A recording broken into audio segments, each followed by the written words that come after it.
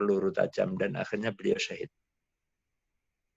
الآن إلى آخر موضوع، وهو يعني المواضيع الخاصة أيضا أن الشعب الأندونيسي الشقيق يقف دائما بجوار إخوانه في فلسطين. نراه دائما في المحافل ويقدم الدعم والمساندة المادية والمعنوية، فهو في قلب فلسطين، وفلسطين في قلب أندونيسيا.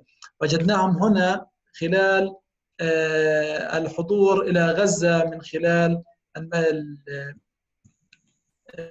الوفود التي يشارك الحصار، وهنا مسيرات في أندونيسيا بالآلاف وبمئات الآلاف ليتضامنوا مع الشعب الفلسطيني.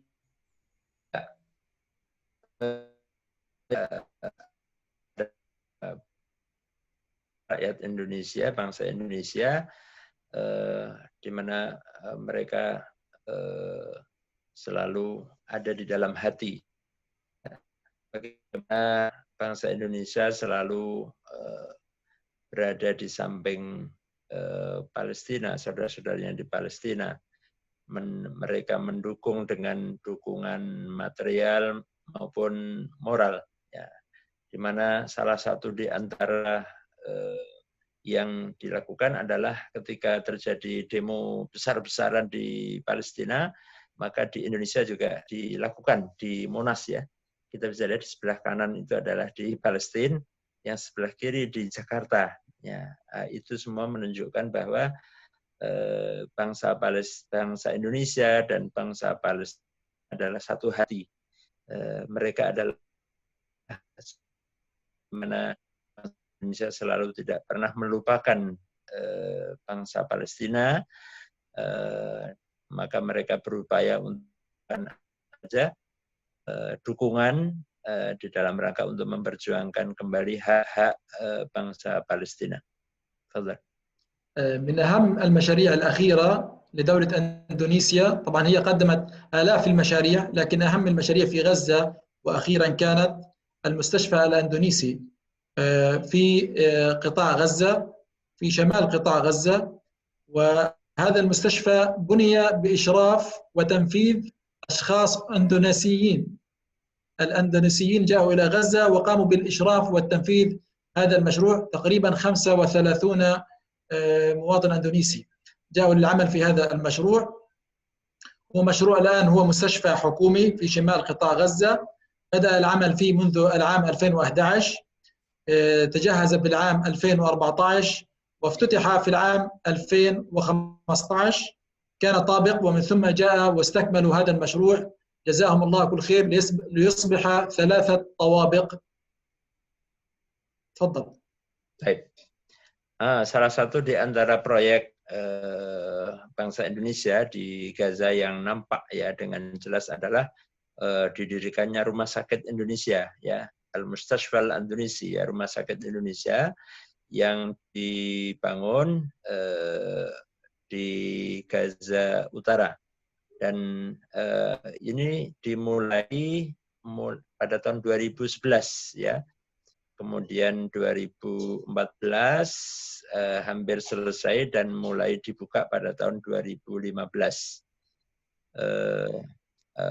Ini sepenuhnya pembangunan rumah sakit ini diprakarsai atau didanai oleh masyarakat atau oleh bangsa Indonesia, dan bahkan ada lebih dari 35 warga negara Indonesia yang secara langsung turun untuk bagaimana memastikan pembangunan ini dapat berlangsung dan diselesaikan, sehingga mereka tinggal di Gaza, ya, mereka tinggal di Gaza, dan di situ ada tiga lantai, ya. Bangunan Rumah Sakit Indonesia itu terdiri dari 3 lantai, dan ada kurang lebih sekitar ada هذا المساحة مستشفى كم؟ مساحة إجمالية 16 دونم، لكن البناء على 4 دونمات، يعني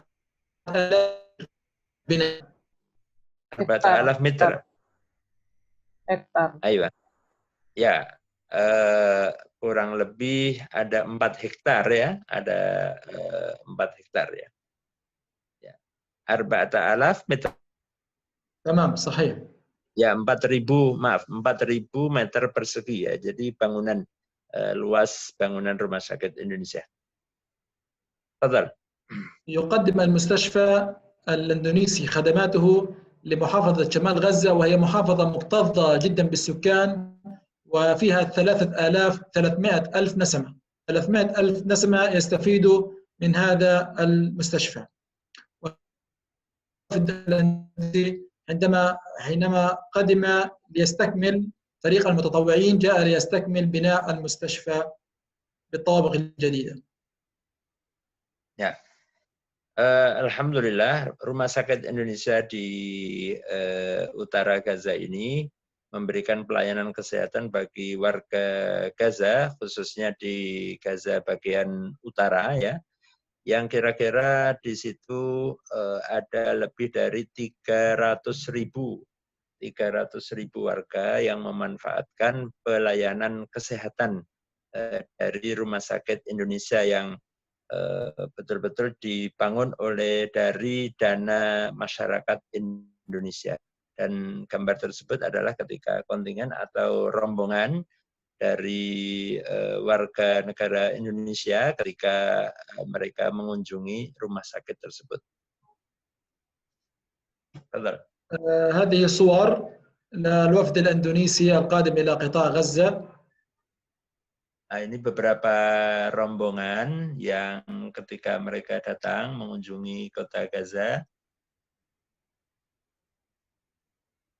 وأنهينا الحديث عن قطاع غزة، لكن قبل الختام لنا بعض الهمسات.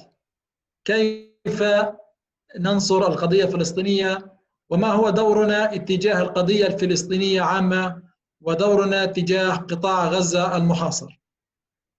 Ya, sebelum saya mengakhiri, ada beberapa hal yang ingin saya sampaikan. Apa peran yang bisa kita lakukan di dalam rangka memperjuangkan Palestina atau Gaza ini yang bisa kita lakukan? يجب علينا التعريف بالقضية الفلسطينية قديما وحديثا كما فعلنا في هذا الوقت القصير، والأهمية الدينية للأراضي الفلسطينية. وأنتم عملتم أيضا حوار في المرة السابقة عن القدس وعن فلسطين والأهمية الدينية لفلسطين. وأيضا يجب أن نتحدث عن جرائم الاحتلال الإسرائيلي والمجازر التي ارتكبها بحق الشعب الفلسطيني، والتأكيد على أن القضية الفلسطينية هي قضية للمسلمين عامة ليست للفلسطينيين وحدهم، وتكريس المعاني الصحيحة في أذهان الناس بأن مثلا الجهاد مقاومة وليس إرهابا، بل هو حق مشروع للشعب الفلسطيني وللأمة الإسلامية. يجب أن نصحح هذه المفاهيم، ونقول أيضا أن غزة تضرب نموذجا رائعا في الصمود والتحدي والصبر والإبداع في حل المشكلات والتمسك بالمعتقدات والقيم التي يجب أن يتمسك بها المسلم. Baik. Nah, yang bisa kita lakukan ya setelah kita mengetahui, kita mendengar tentang Palestina dan Gaza pada khususnya, ada beberapa hal, poin yang bisa kita lakukan. Yang pertama adalah bagaimana menjelaskan, menyebarluaskan informasi tentang kondisi sejarah Palestina, sejarah yang sebenarnya ya, yang benar-benar yang objektif,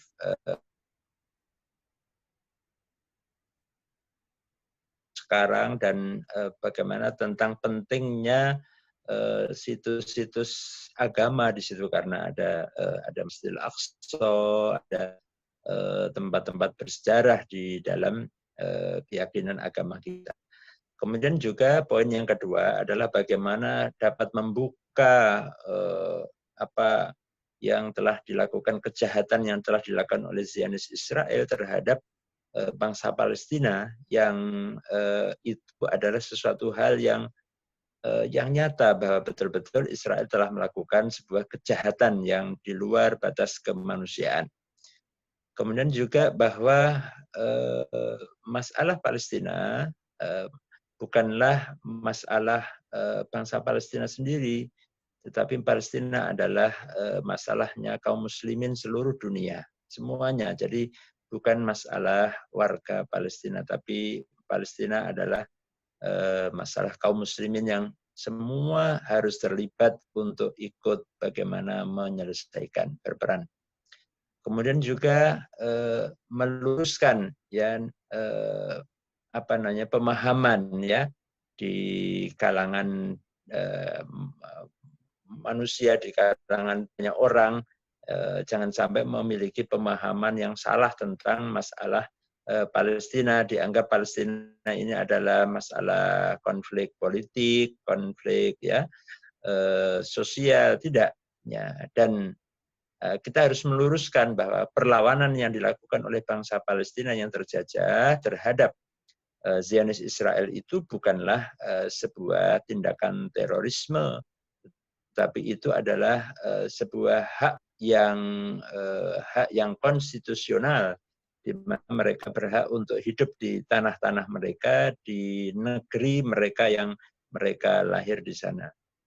Kemudian juga dari Gaza memberikan contoh ya bagaimana tentang kesabaran, bagaimana Gaza ini mengajarkan kita untuk memegang teguh nilai, memegang teguh keyakinan, ya, memegang teguh satu prinsip ya yang insya Allah itu akan menjadi menyelesaikan segala permasalahan. Fadhal.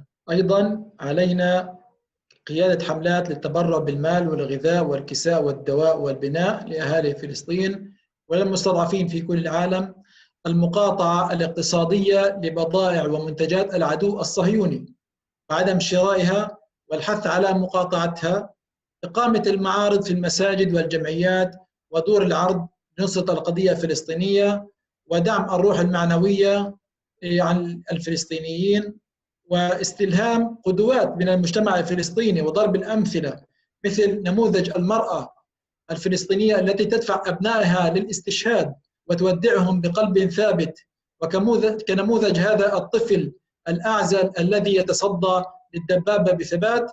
وهنا نرى بعض الصور مثل الشهيد الطفل فارس عودة الذي يتصدى لدبابات الاحتلال، وللشهيد محمد فرحات، وهذه أمه التي تودعه وهو ذاهب للشهادة، وهي أم ل3 شهداء أيضا.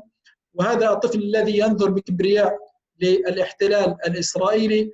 هذا ما أردنا أن نتحدث به إليكم عن غزة وقطاع غزة وأهل غزة، وننقل لكم تحيات أهلنا في غزة. وفي النهاية يعني أقدم لكم الشكر الجزيل من قلبي للجميع، لجميع الحضور الذين شاركونا، للدكتور فطري التي يعني شاركتنا في هذا اللقاء، للأستاذ أحمد الذي أتعبناه في الترجمة ونقل هذه الصورة عن غزة.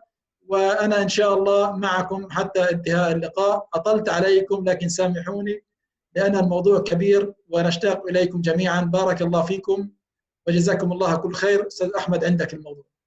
Baik.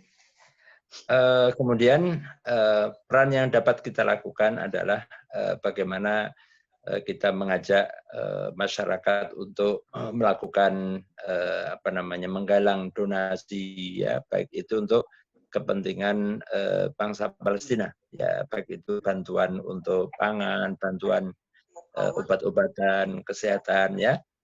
Kemudian bisa yang kita lakukan perannya adalah bagaimana kita turut serta untuk memboikot produk-produk Israel ya, memboikot secara ekonomi produk-produk Israel. Dan alhamdulillah produk-produk Israel tidak banyak di Indonesia ya. Kalau ada kita haram kita beli ya.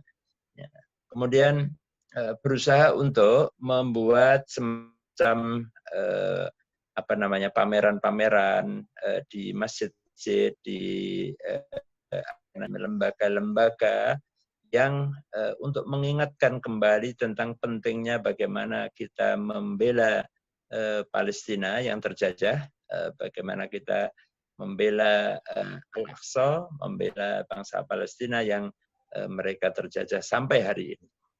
Kemudian juga menguatkan roh semangat juang, ya, semangat untuk selalu tetap bersemangat di dalam memperjuangkan kemerdekaan dan mendapatkan hak-hak bangsa Palestina.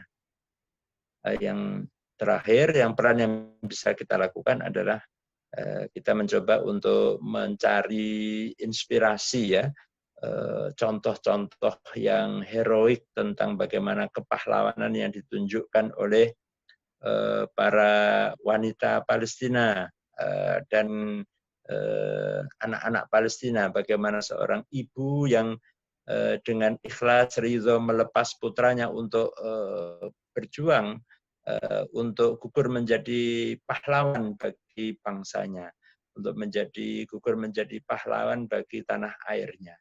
Di situ kita lihat di gambar itu bagaimana seorang anak kecil yang dengan keberaniannya dia menghadapi tank Israel dan pada akhirnya beliau gugur sebagai pahlawan, ya, sebagai syahid menghadapi Israel. Dan juga seorang ibu yang melepas anaknya, seorang pemuda ketika akan berjuang untuk menghadapi musuhnya yaitu Israel, dan juga bagaimana seorang anak yang sedemikian berani ketika dia menghadapi serdadu-serdadu Zionis itu. Nah, ini semua hendaknya menjadi satu inspirasi tentang bagaimana belajar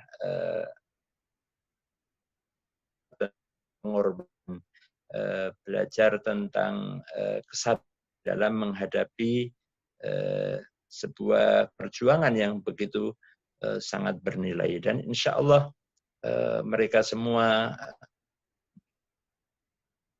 kita bertemu di surga Allah ketika kita insya Allah berada di pihak mereka. Kita mendukung bangsa yang terzalimi, yang dijajah. Dan pada akhir pertemuan ini saya tidak lupa mengucapkan terima kasih yang sebesar-besarnya kepada pihak, kepada Dr. Fitri yang telah memberikan kesempatan, ya, untuk berbagi tentang informasi tentang Gaza, tentang Palestina, dan juga kepada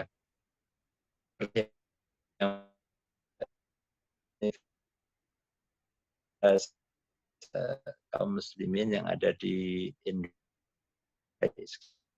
Allah Subhanahu wa taala memberikan balasan yang terbaik kepada kamu. Wallahu a'lam bishawab. Syukran lakum min